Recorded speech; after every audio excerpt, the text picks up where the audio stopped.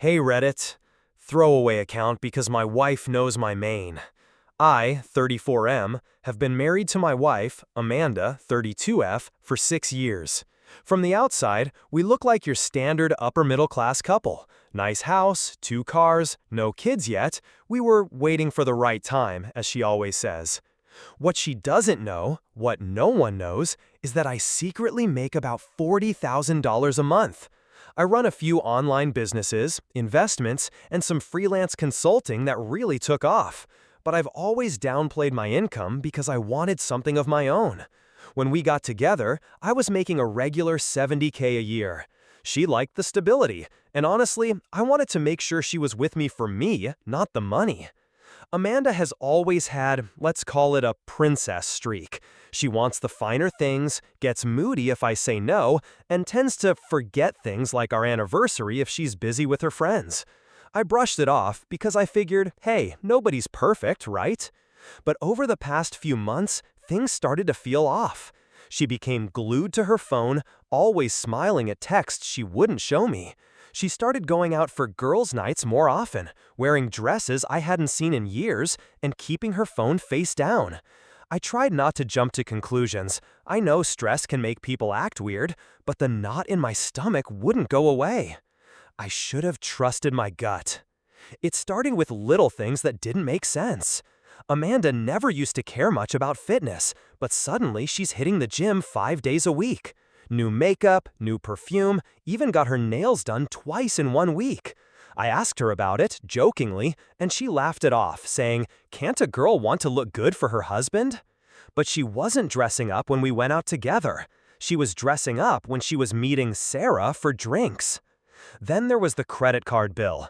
I normally don't snoop, but I handle the finances, and I noticed a $480 charge at some upscale restaurant downtown, on a night when she told me she was at a friend's apartment watching Netflix.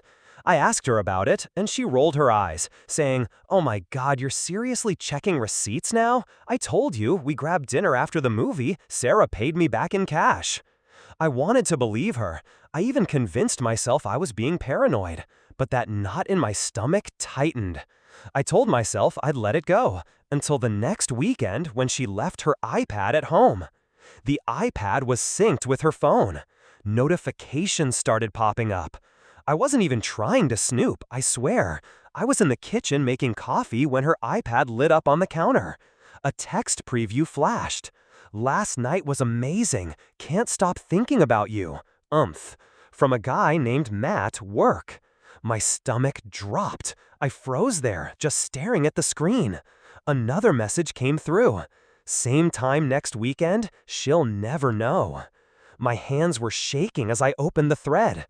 There were weeks of messages, flirty texts, inside jokes, even a few explicit ones that made me feel like someone had driven a knife straight through me. They weren't just hooking up, they were emotionally involved. She was telling him things like, "You make me feel alive again," and "I hate that I have to pretend at home." I sat down on the kitchen floor because my legs wouldn't hold me up. It was like I couldn't process what I was reading. 6 years together, and the person I trusted most was lying straight to my face. I didn't know what to do. I just closed the iPad, put it back exactly how she left it, and sat there for an hour numb. The worst part? A small part of me still hoped there was an explanation, some insane misunderstanding. After that morning, I knew I couldn't just confront her with half-baked suspicions. Amanda's the type who can spin anything and make me feel like I'm the crazy one. I needed proof, undeniable, solid proof. So I started paying attention. I bought a small GPS tracker and slipped it into her car's glove compartment. I also installed a security camera in the garage that faced the driveway, just a motion-activated one that synced to my phone. For the next week, I kept my head down and acted normal. She was still doing her girls' nights and late work events. Every time, the tracker showed her car parked at the same apartment complex on the other side of town. By Thursday, I had a full timeline. She was seeing this guy, Matt, at least 3 times a week. The hardest part was pretending everything was fine. She'd come home smelling like expensive cologne that wasn't mine and kiss me on the cheek like nothing happened. I felt sick every time. That Friday, I decided to follow her. I left work early, parked a few blocks away from the address, and waited. Sure enough, she pulled up, dressed in the red dress she hadn't worn for me in over 2 years. She checked her makeup in the mirror, smiled at herself, and headed inside. I took pictures. My hands were trembling the entire time. I sat in my car outside that apartment complex for 2 hours, watching the building door like it was some kind of portal to another life, one where my wife wasn't my wife anymore. When Amanda finally came out, she was laughing, hair a mess, and holding hands with Matt. They kissed before she got into her car. I got it all on camera. Driving home, I was a mix of rage and heartbreak. My mind kept flashing back to the texts, the lies, the way she kissed me goodbye that morning like nothing was wrong. I didn't even remember the drive back. When she walked in later that night, she was all smiles, tossing her purse on the counter. "Hey, babe," she said, like she hadn't just spent the evening in another man's arms. I couldn't hold it anymore. "Who's Matt?" I asked. The color drained from her face for half a second. Then she rolled her eyes. "Seriously? He's a coworker. You're not starting this again, are you? You're acting paranoid, and it's honestly getting exhausting." I pulled out my phone and showed her the photos. Her face went pale, and for the first time in weeks, she didn't have a ready excuse.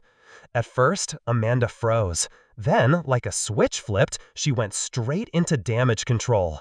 "Oh my God, you followed me? You spied on me?" she shouted, her voice going shrill. "Do you have any idea how insane that is?" I just held up my phone, silent, my hands shaking. "Explain this, Amanda. Who is he?" She crossed her arms, glaring at me like I was the problem. "He's just a friend. We were talking about work stuff. You don't understand the pressure I'm under." I laughed, bitter, hollow. "You kiss all your coworkers after work meetings?" She flinched, then doubled down. "It was a mistake, okay? A stupid mistake. It didn't mean anything. Are you really gonna throw away our marriage over one kiss?" "One kiss? I have weeks of messages, Amanda. I know you've been seeing him for months." Her face hardened. "Fine. Yes, we've been seeing each other. But if you weren't so distant all the time, maybe I wouldn't have needed to look elsewhere." That hit me like a punch to the gut. I just stood there, numb, while she stormed upstairs, muttering about how I was controlling and crazy. She slammed the bedroom door so hard that a picture frame fell off the hallway wall. I just stood in the kitchen, staring at the photos on my phone, hands shaking. My wife, the woman I had built a life with, had just admitted to months of cheating and then stormed off like I was the problem. I tried to go upstairs and talk, but the door was locked. "Amanda, open the door," I said, keeping my voice calm. "Leave me alone," she screamed. Scaring her? I hadn't even raised my voice. That's when I realized what she was doing, painting herself as the victim. I backed away, too stunned to even argue. That night, I slept on the couch. At 2 a.m., I heard her whispering on the phone. I crept halfway up the stairs and caught enough. "Yeah, he knows. No, I'll handle it. Don't come by. I'll figure something out. Love you." My heart felt like it had been put through a shredder. The next morning, she acted like nothing happened, made herself coffee, hummed a song, even asked if I wanted breakfast. I couldn't look at her. That's when it clicked. She wasn't sorry. She was planning her next move. That morning, watching her casually scroll through her phone like the night before hadn't happened, something inside me snapped into focus. I realized I couldn't trust a single word out of her mouth, and if she was already spinning this as me being scary or controlling, I needed to cover my bases. First thing, I called a lawyer. I didn't mention divorce yet, just asked about my rights if things went south. The lawyer told me, document everything. Don't leave the house, don't give her the chance to flip the narrative. So I started collecting. Screenshots of texts, GPS logs, photos of her and Matt together. Even that 2 a.m. call I'd overheard, I wrote down the time, the exact words, everything. Meanwhile, Amanda's behavior got even weirder. She started being overly sweet, texting me heart emojis during the day, making my favorite dinners, even suggesting we plan a weekend getaway to reconnect. It was all an act, and it made my skin crawl. I played along, pretended to be the clueless husband while quietly transferring my personal savings into a separate account and making sure all the paperwork for my businesses was secure. She still thought I was making about $70,000 a year, no clue about the $40K monthly I was raking in. In my head, I'd already crossed a line. Our marriage wasn't salvageable. It was just a matter of when and how I'd end it. A week later, Amanda dropped the bomb. I came home from the gym to find her sitting on the couch with a glass of wine, eyes puffy like she'd been crying. She started with, "We need to talk." My stomach tightened. Then she said it. "I think we need a break. I just don't feel loved anymore." I almost laughed. She didn't feel loved? After everything? I stayed quiet, letting her talk. She went on about how I'd been emotionally distant and married to my work. Then she casually mentioned she'd probably stay at Sarah's for a while to clear her head. That's when my phone buzzed in my pocket, a notification from the tracker. Her car was already parked at Matt's apartment. She'd packed a bag and planned to walk out of our marriage and straight into his arms, all while blaming me. I kept my voice even. "If that's what you want, Amanda, I'm not stopping you, but don't expect me to wait around while you decide if I'm good enough." She glared at me, muttered something about me being cold and heartless, and stormed upstairs to pack. I sat there, strangely calm. I wasn't going to fight her anymore. Amanda came downstairs with 2 suitcases, barely looking at me. She didn't say goodbye, just mumbled, "I'll text you when I'm settled." I watched her drive off. A few minutes later, my phone buzzed, the tracker pinged. As expected, she went straight to Matt's apartment. No Sarah, no clearing her head. 2 hours later, I got a text. "Hey, just got to Sarah's. I need some space. Please don't blow up my phone." I just stared at it, almost laughing at the audacity. She was lying to my face while her car sat outside her lover's place. That night, I decided to dig deeper. I went through our shared bank account and found a string of Venmo transfers to Sarah that matched up with the fancy restaurant charges and weekend trips. Amanda had been funneling money to Matt through her friend to hide the paper trail. The kicker?